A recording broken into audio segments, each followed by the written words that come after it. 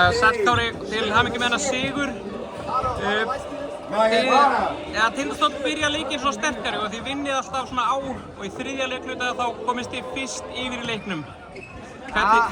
Við byrjum miklu betur, við erum 17 stig niður og klúrum við í lokinn á öðru leikluta en svo komast þeir svolítið yfir en við komum aftur tilbaka í þriðja og fjórða og settum nokkuð risaskot í þess að Kísjón með svakalegt fyrsta sem komist í framlíkingu og svo bara gerist körfubolti í framlíkingu og það bara við náðum að gera nokkur fleiri play-outur en þeir í dag.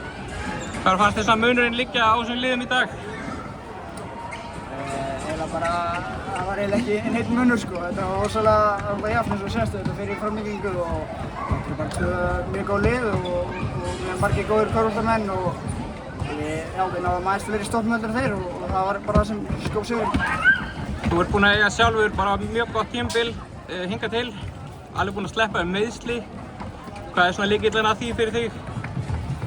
Ég er bara undirbúinn mig mjög vel í sumar og búinn að vera duglegur og búinn að ná svona góðum rytma núna fyrir áramót og lendi aðeins í veseni í nóvember og desember en það var bara allt í lagi og ég er bara í góðu róli og ætla bara að reyna að halda því áfram.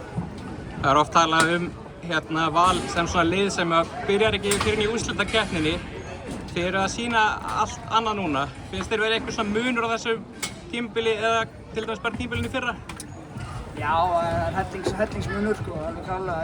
Við erum svona tilbúnari miklu fyrir svona með liðið. Við komum bara inn í tímabili miklu meira tilbúnir núna en í fyrra og við ætlum að reyna ekki að gera svo mistök og það og það er alveg að sýna sig að við erum að ná fleiri sigurum og svoleiðis en þetta þurfum við að bæta fullt í okkar leik og þegar úrslitakeppnin kemur þá byrjar leikurinn að vera allt öðruvísi og við erum bara spenntir við því líka.